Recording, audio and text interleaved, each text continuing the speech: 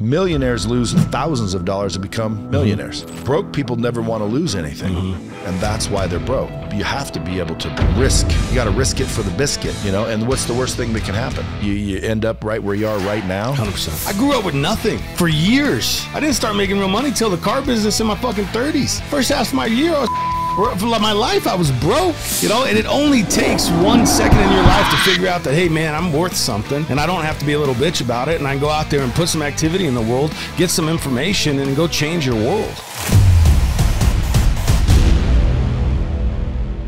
What it is, Brad Lee back again with another episode of Dropping Bombs. Today in the studio, folks, I got a real treat for you. Matthew Chick. Hey. What's going on, baby? How are you doing? What's going on? If you guys don't know Matt, you can find him at I Am Matt Chick on Instagram. Is that Instagram? Yeah.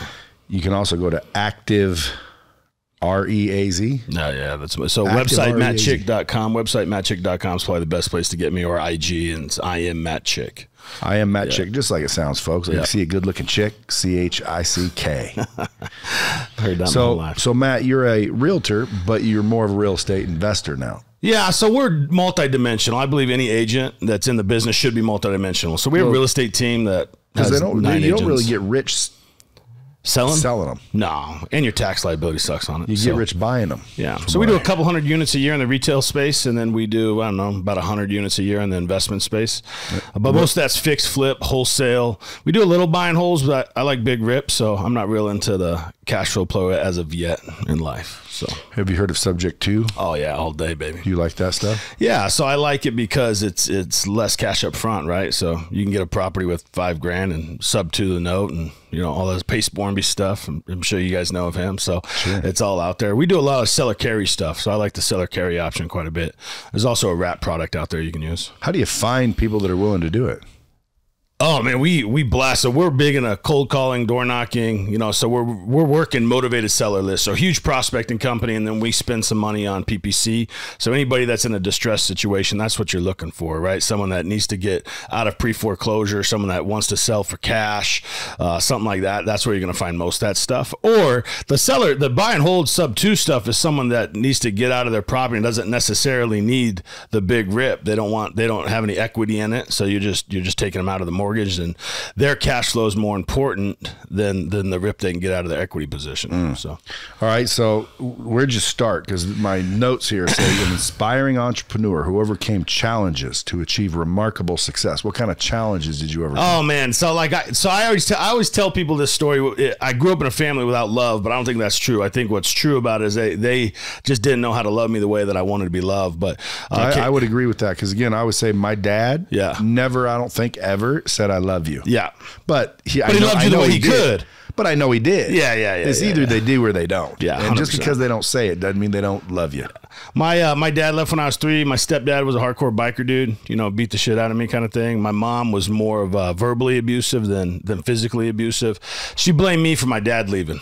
So like there was an animosity in that, you know. When my real dad left, she blamed me and my sister for that. She told us multiple times that we were the reason he left. So those are the challenges. And grew up crazy poor. I mean, everybody's heard that story, right? You know, boiling water on the stove to take hot baths, no power, you know, all that kind of stuff. The crazy part is I grew up in a middle class neighborhood.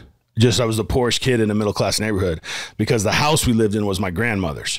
So they let us live there for no money. So we didn't have to pay utility. We didn't have to pay rent or nothing, but we had to pay utilities, and we still couldn't pay utilities. You know, my stepdad was a stocker at Smitty's at $12 an hour.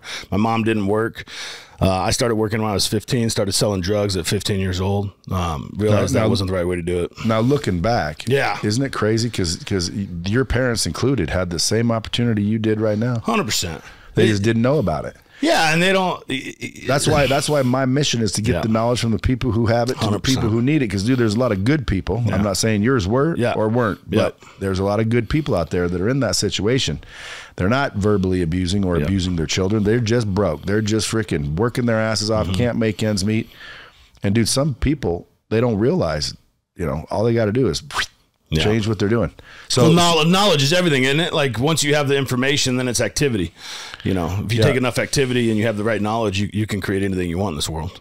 Yeah. So at some point in time, you decided to what? Like get out of that Yeah. So I knew I wanted out super early. I knew I just couldn't get out, right? So about 17, my senior year in high school is when I left. Ended up living it with my step family. So my dad came back in the picture when I was about 14, and I ended up living with him my senior year, and I was driving about an hour back and forth to high school. Lived with him for about a year, bought my first house at 19.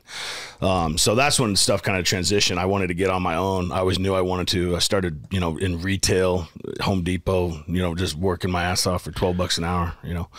The big thing is, like, nobody ever believed I was smart enough. Like, my teachers used to tell me all the time, like, hey, you just get used to manual labor. That's what you're going to do. Parent teacher conferences, they would want to hold me. They wouldn't want to hold me back because I was too disruptive. So they're like, hey, you need to go to the next grade, but be prepared. You're not going to college. So get ready for manual labor your whole life. So that always kind of had a chip on my shoulder of like, hey, you got to do something better, man. So, but no surprise, I started out in manual labor, pushing carts, loading trucks, jackhammering concrete. Where's that get you? It gets you $12 an hour. It gets you nowhere. See, when I say that, everybody gets all mad at me. Yeah. Especially freaking big old burly fucking manual laborers. Yeah. And I'm like, dude, look, I ain't trying to put anyone down with that. All I'm saying is, in my mind, get out of manual labor and get into sales. 100%. 100%. You know where manual labor gets you?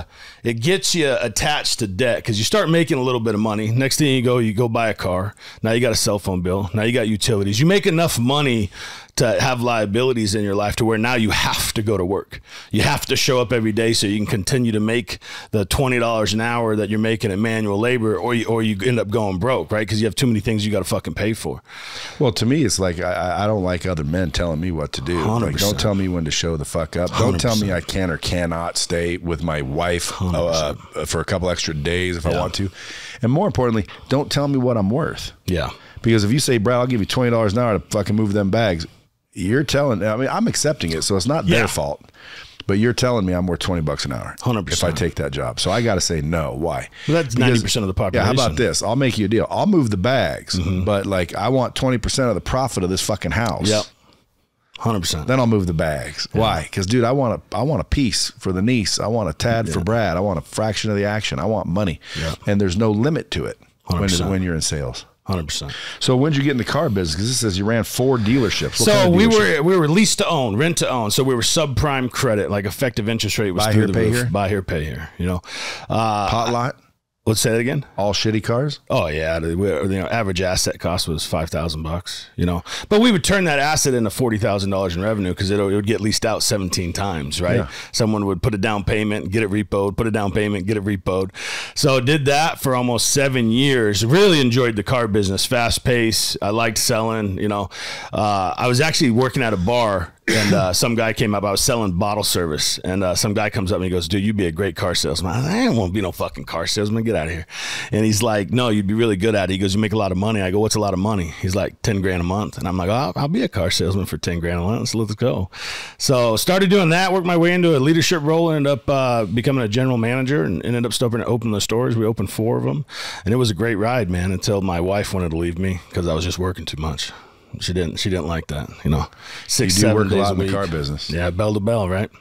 Until you get to be the big boss. Yeah, then you can do it. Didn't make it there. Yeah, like I got to a point where the big boss put me in charge, and then went golfing a lot. Yeah, and he was never there, and I'm like, can't wait to get that job. Yeah, the car business was great though for me.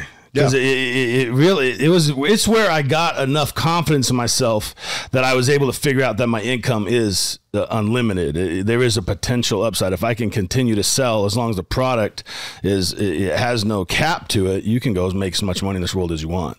That's it. That's what people need to realize, especially manual laborers. Some people say, well, Brad, if everyone quit manual labor, you wouldn't have anybody to do this and do that. Dude, hey, then I guess I'll do it myself. Yeah. If there's no one to do it. Like if there's no one to mow my lawn, I'll mow it myself. But right now there is. Yeah, the society's mindset would have to shift so much that's never going to happen, right? It's never going to happen. There's always going to be someone that says, hey, I just need to pay bills. Yeah. I don't believe in myself as much as I need to. So, hey, just give me $100 to mow your lawn and I'll be over there at 7 a.m. And I'll do it. Cool. Just pay me when I'm done. Yeah, because I like mowing lawns. Yeah. That's what's weird. I like mowing lawns. Yeah, I don't. But I still don't mow them. No. Why? Waste your time. I got shit to do. Yeah, waste your time. Shit where I'm making more than I'm paying to have it done. Yeah. And that's, guys, how you figure it out. If you say, hey, I like to wash my own car. Well, again, I like to mow my own lawn, but if washing your car takes you, let's say, an hour and a half, and you could make $1,000 in that hour and a half, why wouldn't you pay somebody $100 to wash your car, and then you go make the $1,000, you net 900? You wouldn't forgive the 1,000 just to go wash your car yourself, because now you're paying $1,000 to wash your car. Yeah, it doesn't make sense. Get someone else to do it. 100%. So you quit the car dealerships because your girl was getting ready to freaking run. Yeah. So I just had my third kid. Did that fix it? Oh, yeah, sure. Like we're together still. Oh, that's what you're asking. Yeah. Sometimes they'll leave anyway. Yeah. You know, the crazy thing is I started working more because now I'm working for myself, you know, just slinging houses, and I'm working for myself. I'm working more, but I'm more present. There. Yeah, but I'm more present. There. Yeah. So I'm at the things. You can come home if you want real quick. I'm at the things, or I could take the calls from the house, or I don't have to go to an office, you know. But I worked the shit out of it because I was the only income, right? And I was replacing a 6-figure income, so I needed to have success right away. So I just started grinding my face off, banging the phones. What were you doing? Just calling people saying, "Hey, can I buy your house?" No. So in the very beginning, I was just doing the regular real estate crap, you know, helping people buy and sell homes. So I worked my database, my sphere, and I helped them, you know, help those people to buy or sell. And then I was like, dude, the commission is good, but it's not great, right? So then I heard about something called wholesale real estate. I had a buddy of mine teach me a little bit about that, and that's when I started just banging phones, finding people to sell. Dude, I can't even believe that. Like when I heard about wholesaling, I was already successful. Otherwise, I'd have said, fuck, dude, I'm doing that. Like I can't even believe it's crazy. That was around when I was selling cars. Yeah. Looking back, dude, I think again, I liked selling cars. I liked the car business. Same. I thought it was fun. Same. The camaraderie, the freaking constant energy. action. It's fun. Yeah. So, I mean, I never minded it. But looking back, knowing that I wasted 15 fucking years bullshitting at a car dealership. I could have been out getting paid. I just didn't know it. Correct. Yeah. But dude, wholesaling houses, like if someone's listening to this right now, they haven't made it yet. Like, dude, I guarantee I've heard all kinds of horror stories about wholesaling, but I've also heard like, dude, you knocked on the door, the dude turned out to say yes, you signed a contract, you went and found someone that wanted it for 200 grand more. Yeah. It's like, what? It's crazy. You just made 200 grand? Yeah. So what's the average? Our average is $32,000, $32,500. How long does it take you to start and finish? On a average transaction size is about 15 days. You know, 10 to 15 days. That's a couple G's a day. Yeah, it's good money. Yeah. What's your most favorite thing to do in real estate? I enjoy the fix and flip because I enjoy construction because I am blue collar at heart, you know, so I like watching the product take shape. I enjoy flipping a lot, but I like the speed of wholesale. That's probably my favorite thing. It's like, and I think that car business teaches you that, right? You sell that car that month, you're getting paid at the end of the month. So for me to do a deal and get paid same month, I enjoy that transaction quite a bit. You don't with like buy and hold? No, buy and hold, like it's long term, right? Yeah, like you get cash flow. You get cash flow, you know. You don't like cash flow? I love cash flow, but I like big rips. Yeah, but to me, I'd rather like buy the building. Yeah. Forget that I own it. Yeah. And just that's how much money I got coming in. You know what I don't like is, so this is going to be unpopular opinion. I don't really like single family home, you know, rental portfolios. Like you have to have so many units, like multifamily, big buildings, commercial, way bigger believer in that stuff. But you have to have so many units unless you're doing the sub-2 model where you got no cash in them. But if you're buying these things with hard money or you're putting money down in this shit to get $400 or $500 a month in cash flow, like how many units do you have to do to actually make it worth your while? If you're trying to get to $50,000 a month in cash flow, you got to hold 100 units. That's a lot of work, right? Well, it's one property if you do commercial. If you do one property is commercial. So I'm a big believer in commercial multifamily, not a huge believer in residential stuff. So how long you been kicking ass, taking names in the 2018, 2017 is when I got into real estate. 2018 is when I started investing into real estate. And it's just been going gangbusters ever since, man. It's been, you know, we were named fastest growing team in Arizona a few years in a row. Just started rocking and rolling, man. If shit hits the fan, you know, what are you going to do? Like, what's your thoughts? Keep doing what I'm doing. You don't think it'll affect anything? No, you got to. I think real estate will always transact, right? It just transact at different dollar amounts. You got any big sub-2 mansions in Phoenix? No, I don't. I want, if anybody's out there, I want a sub-2, subject to, or owner carry, big owner carry, because I want a loan that's got like 2.9. Yeah, so I got a deal for you right now, but you need $1 million up front. So $4.5 million up front. $4.5 million up front. Their seller carry 1.4, and then they will let you sub to the note of 2.1. So you're going to be about 17.5 all in on payment, but a $4.5 million house. Where is it? Queen Creek. What? Queen Creek, Southeast Valley. I'll bet you it's the one that my wife sent me a picture of, which is like really freaking badass looking. Yeah, maybe. Huh, I bet you it is. I'll check when we get off of here. She sent me one that was in Queens Creek. Someone said, you don't want to live out there. Oh, I love it out there. Do you? Hell yeah. So why are they wanting to get out of it so bad? I'm not sure. I think it's a personal matter. They want $1 million up front? Yeah. How much do they owe on the house? 2.1, and they got a HELOC for 5, I think. A HELOC for $5 million? Yeah. Well, then how am I buying it for No, $4? for $500,000. Oh. Yeah. Why don't they just get a HELOC for an additional $1 million, and I'll make that note too? I think they have to liquidate all the cash. I think it has to be sold. I think mom and dad might not be staying together. Well, dude, I'll take a look at it. Yeah. It would have to be sweet. Yeah. Because I don't necessarily want to live in Phoenix right now. In a year or two, I do. But do you really? If it's such a smoking deal, why would you I leave? might do it. Huh? Why would you leave? Leave what? Vegas. Why do you want to leave Vegas? Well, because my wife wants to raise our kids in another place. Yeah. She thinks there's nothing to do here for kids. Is that accurate? Yeah. Pretty accurate? Pretty fairly. Well, then you want to live in Queen Creek. I shouldn't be saying that, but you want to live in Creek. Like, great place for kids.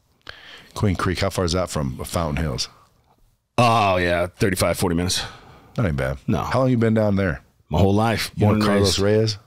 Carlos Reyes, no. He's a real estate flapper. Is he? Yeah, they're all, I mean, a lot of people are in the real estate game. They're all connected. But, you know, it seems as I discover more and more, some of them are just full of shit. Dude, so many.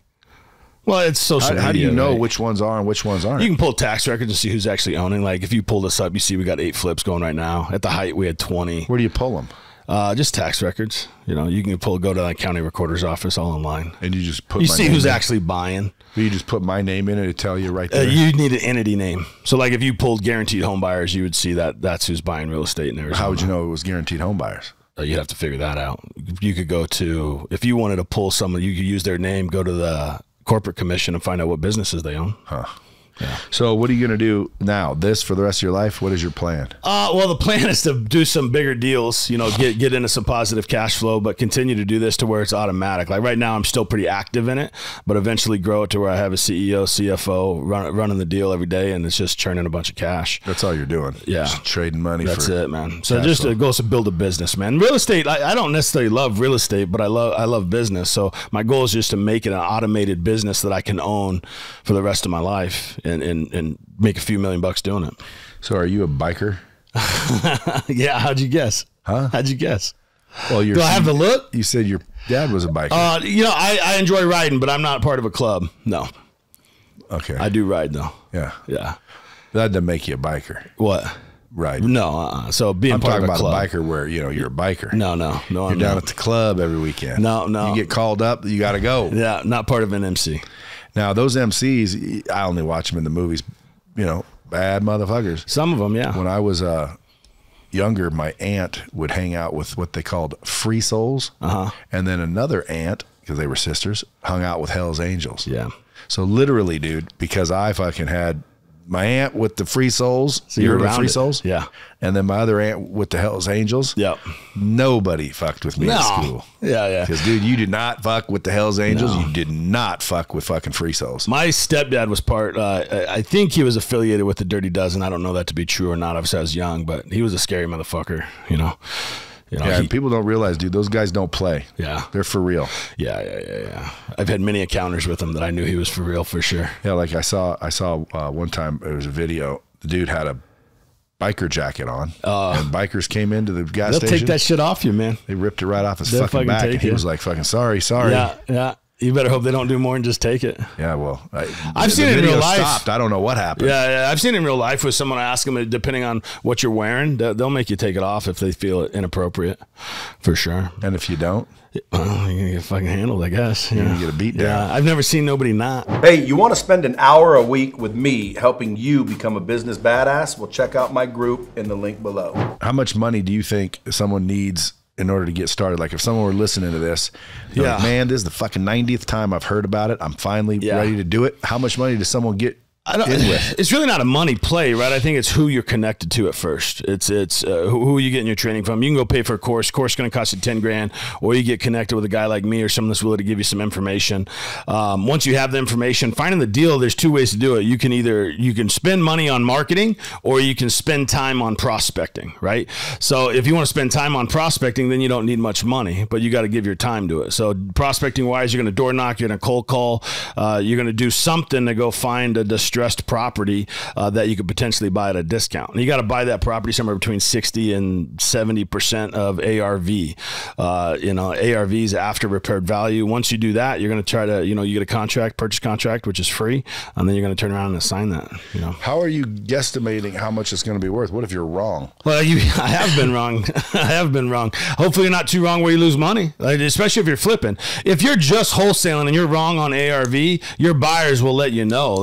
Let's say you bought it at the wrong number, you're not going to sell the deal, and you're going to have to end up canceling. Yeah, but that don't cost you. Doesn't cost you. That's why I love wholesaling idea. Yeah, you'll need some money. Like, dude, that's a no-brainer. It is. Like if you just want some cash flow, but finding deals at 60% of what they're worth isn't it's not easy. What they're worth. It's 60% of what they're worth after fixing it. Fixing up. Yeah. Because again, I mean, like if I'm trying to sell my house and it's a shitter, if I was smart, I'd fix it the fuck up first, 100%, and then sell it. But some people they don't know how. Well, they don't have the cash. They don't have the cash, so they're like, hey, I got to sell it as is. Yeah. So there's the opportunity. You roll in there and if you're smart, hey, this probably will be worth X, cost me X to do this, that plus that. Fuck, I'll make 90 G's. Yeah. I'm worried when I do that I'm wrong. Like, okay, if I buy it for this, put in this much, it'll be worth this. Then I find out it wasn't worth what I paid for the motherfucker. So get an agent in the area to run comps for you. That's all it's based on is comps. Comps.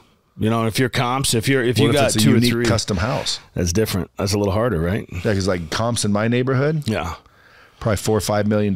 Yeah, so that's not. I mean, you're more looking like a sub 2 deal on that. That's going to be like you're trying to do a cash flow deal. Like it's like you're typically not wholesaling. Nobody's flipping at $4 or $5 million. Those are big players or big developers, right? So most of the stuff we want to stay in under is affordable housing. So we want to be 500,000 or less in our area, 750 max. We've only done 5 to 10 deals out of the hundreds that we've flipped over $1 million. Don't you have designers and shit? Because to me, if you're going to go in and flip a house and make it sell quickly, you have to make it go from shithole to fucking badass.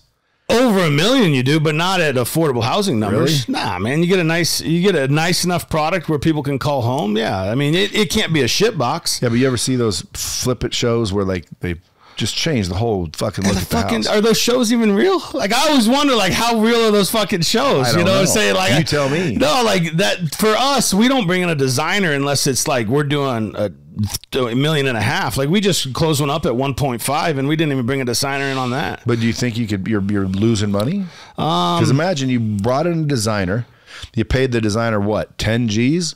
And you got 50 more G's for the house because it is fucking sick looking. But I sold it at exactly what I wanted to sell it for. So I executed my plan, and all I care about is executing my plan. If I left 50 grand on the table, I don't, like, whatever. I did exactly what I set out to do, and that's all that matters to me. Only because that's what you thought you could do. Yeah. If you thought you could get 50 more. I would have went for the 50, but I didn't. And again, I feel pretty right. You should try what I'm saying just to see. Yeah. Why. It cost you 10 grand if I'm wrong. Yeah. Well, if I'm buying a house and someone stages it. Staging, I believe in. Oh, yeah. Like, oh, this is fucking badass. Because I've seen empty houses after they took the staging out, didn't look the same. Yeah, staging. And then you bring in your bullshit furniture and it didn't look the same. Yeah. It's like, damn, dude, this is bullshit. How did I make it look like the model? Well, that's staging. You want the. So we stage every one of our flips. Every one of our flips gets staged. We spend 15. Isn't that a designer that does that? Yeah. But she doesn't design like color palettes or layouts of the house. So if you're just talking like staging, I absolutely believe it. But like there's designers, like I got a buddy of mine that's building a $3.5 million. His designer cost him $75,000, just to design that house. We can go Google Earth that house for $4 million, can't we? Oh, I'll pull it up. I can pull it up. I got my computer. Yeah. All right. So Matt's journey proves that with determination and embracing change, anything is possible. It's so well written. I didn't write that. Who wrote this? My wife. Oh, she's very good. Get to know Matt Chick, an inspiring entrepreneur who overcame challenges to achieve remarkable success. He started from a tough place, but turned his life around and became a role model for resilience. She's a good writer, huh? She's a great writer. Matt ran 4 dealerships that made millions of dollars each year. In 2017, he switched it to real estate and formed his own team in 2018. His team quickly became one of the fastest growing in Arizona from 2019 on. In the last 4 years, Matt has sold over 1,000 homes and flipped more than 100 houses, showing his skill in real estate investing. I like the way you read that, man. I'm going to record that. Do you think it's a skill? Real estate investing? 100%. He's not only in the housing business, but also owns a VA staffing company, a nail salon. Oh, isn't that cute? It is, man. Do you get manicures? What? Do you get manicures? I have, yeah. I do. Oh, yeah. I actually enjoy it, man. Nobody can make fun of me. No big fucking burly dude can make fun of me because my fucking fingernails look nice. Guess what? I like fingernails looking nice. I enjoy it. Although it backfired. One time I went to jail for 6 days. Dude, for some reason, they thought I was a cop because I had manicure. And I'm like, a cop? Yeah. I'm like, well, how the fuck do cops have manicures? Like, why are you keep equating a manicure with a cop? Did you have to get in a fight over that? No, but they kept saying that they were going to jump me. They were going to jump me. They were going to jump me. They never did. I got out. But it was getting dicey. Can I ask why you went in for 6 days? Or is that too personal? No. I got a DUI. Oh, okay. And then I had to make payments. Okay. Because I didn't have the money. Yeah. So I went down and let's say the first, because I can't remember what it was, I have to make my payment, okay? On or before the 1st, make your fucking payment. I said, okay. So I make payments. Well, 1 month, and I was selling cars. 1 month, I get my check on the 2nd for some reason. So I go down there on the 2nd to make my payment. Person at the window says, can't accept your payment. I said, why? You're supposed to pay it on the 1st. I said, I know, but I didn't get my check until today. They said, can't accept your payment. Got to come to court. Come on. And I said, seriously? So court was, let's say, Thursday. I go home. Fucking Thursday, I go in there, and I'm sitting in there. They call my name. This guy is a fucking prick. He must have not liked me. He must have been picked on. Just looked at you and said, I don't like you. Dude, his daughter must have said I was cute. Something he didn't like, dude, because he was just a prick. And he says, I told you to pay it on the 1st. And I said, I know. I got my check on the 2nd. And he said, I told you to pay it on the 1st. And I said, I understand, but I got my check on the 2nd. And dude, that motherfucker threw me in jail for contempt of court. Lawyers, everybody couldn't believe it. They couldn't believe it. I had to get a public defender because I didn't have any money, but the lawyer that came to defend me said, unheard of. Never happened. Unheard of. Like if you told me this, I wouldn't believe you. Yeah. But here I am in jail talking to him fucking through a goddamn Zoom cam. And I was in there for 6 fucking days, dude. And that's crazy. Everyone was starting to like say I'm about to get jumped. And then I was on a Zoom cam with the judge, and the judge said, have you learned your lesson? And I said, yes, sir. And he said, okay, make sure you make your payments on the 1st. And then they let me out. I'm like, motherfucker. 6-day lesson. Dude. What's going through your mind as you're thinking about getting jumped, though? I mean, that's a gnarly thinking that's going to come. Well, because you can't stop it. No, it's like, you gotta be ready. I don't care how tough you are, dude. They want to jump you, you're going to get jumped. Yeah. So I'm glad I got the fuck out of there because I am not, I do not fit into the prison environment.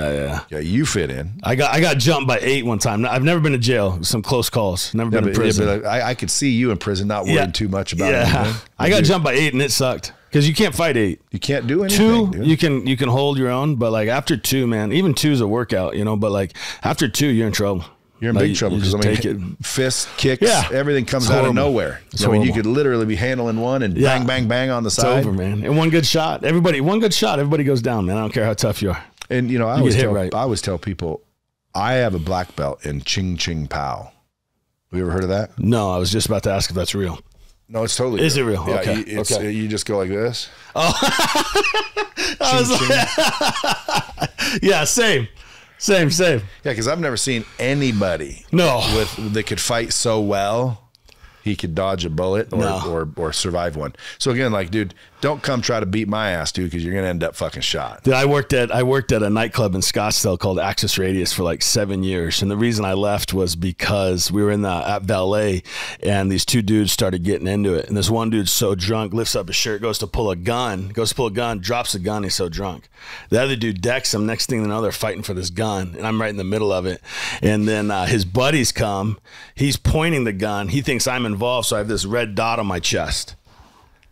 And I was like, oh, I'm in the wrong. That makes your ass pucker, doesn't it? I was done. Quit the next day. Dude, I've had a gun pointed at me. It's no fun. Change this shit real quick, especially when you know that's a real fucking gun and all they and the dude on the other side's willing to pull the trigger.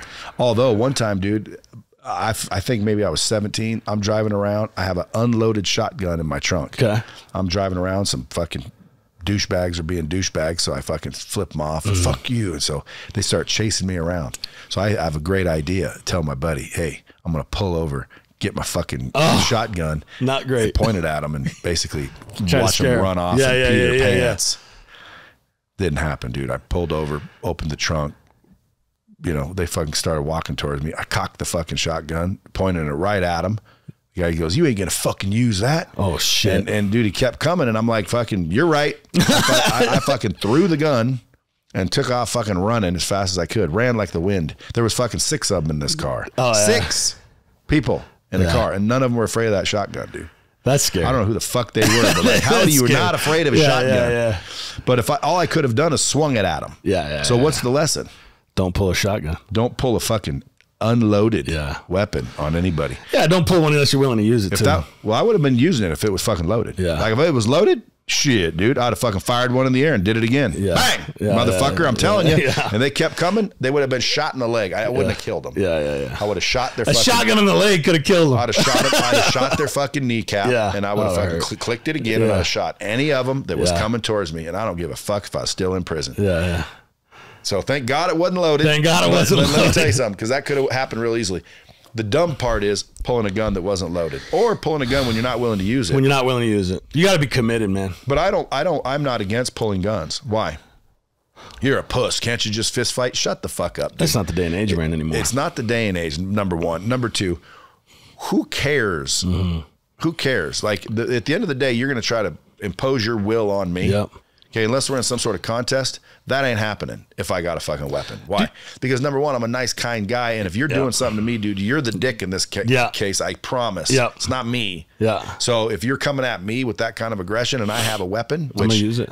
99.9% I do. It's legal here in Las Vegas, and it's legal pretty much anywhere I would live. Nashville, don't even need a permit to conceal it. Here, listen, I totally believe you should. People say, hey, with all this stuff going on, what do you do with like investments? And like, do you take your money out of the stock market? What do you do? What do you do? And I don't know. I'm not a fucking expert at that. But here's what I say. I say, just make sure you have some guns and ammo.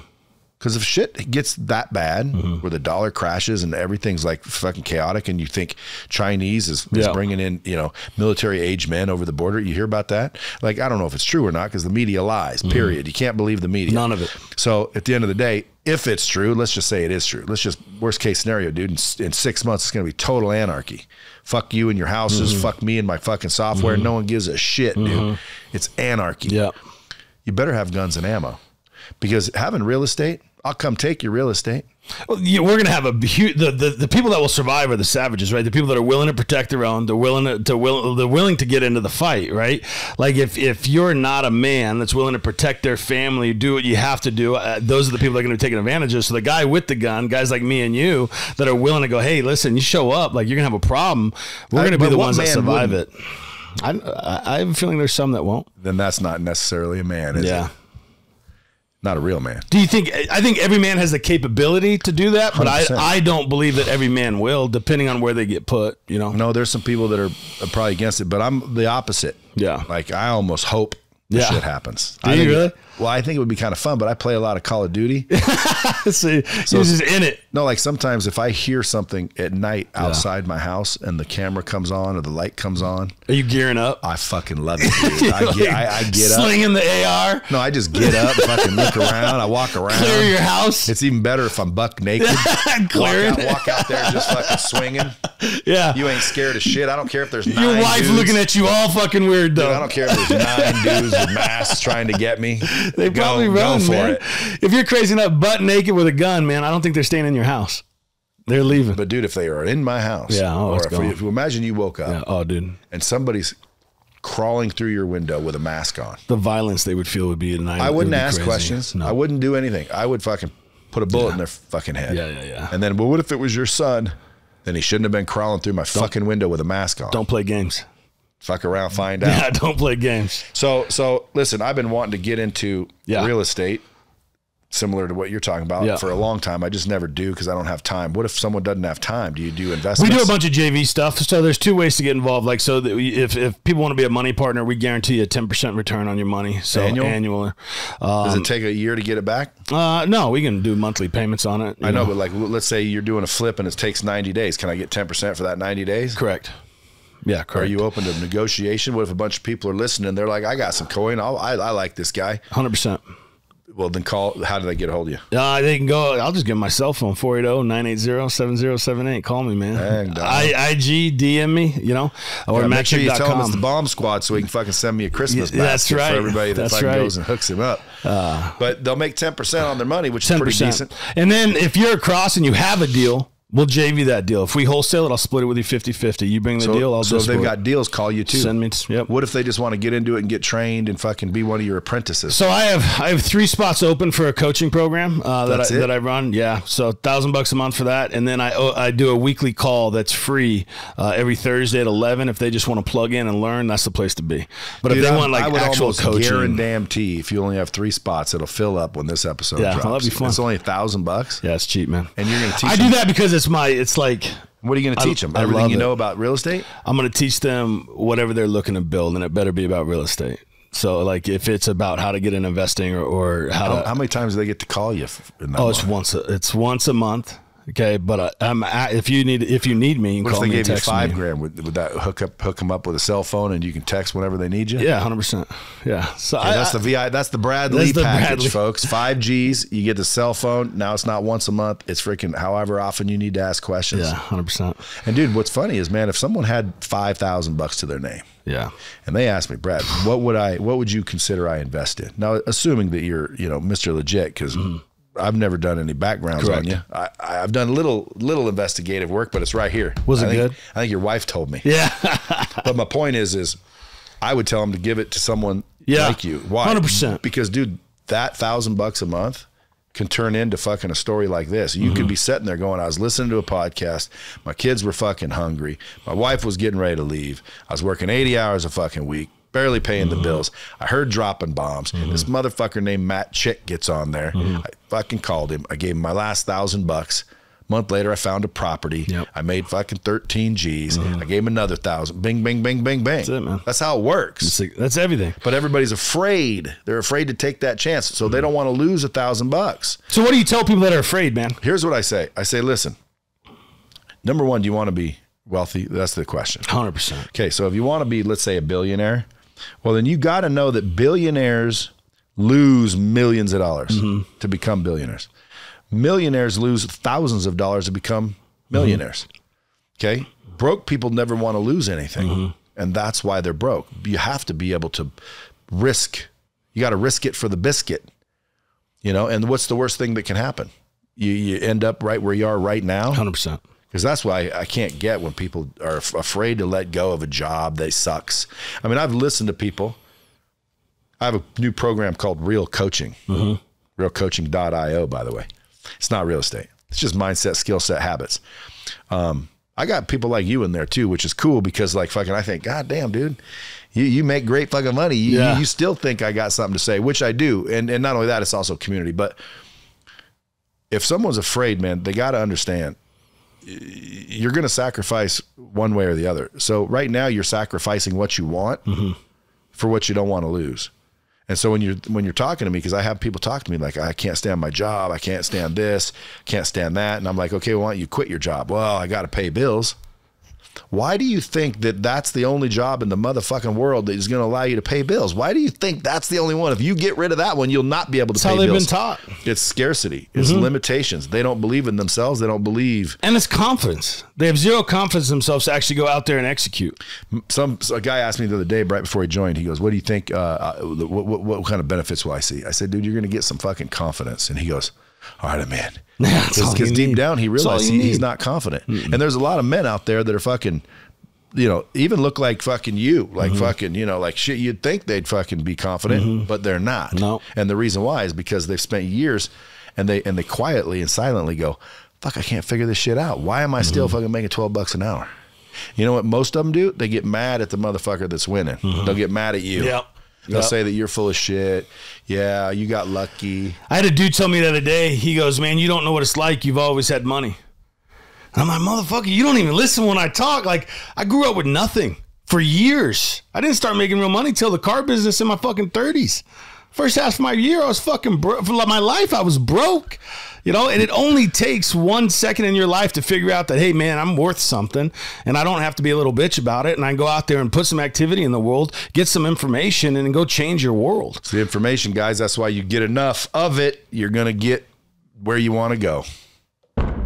That's called getting the knowledge from the people who have it to the people who need it. Yes, sir. Anything you want to say to the Bomb Squad? No, man, I love it. This is awesome. Hey, if you guys need me, I'm here. Let me know. Anything I can do, be of value. That's my mission in life, is just be of value. The one thing I will tell you is you're worth what you create in this world.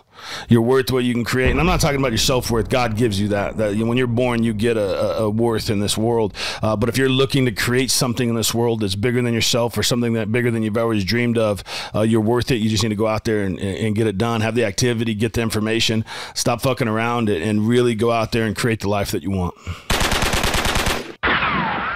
There you have it, folks. Hey, by the way, listen, I've been creating additional content, dropping it on my YouTube channel.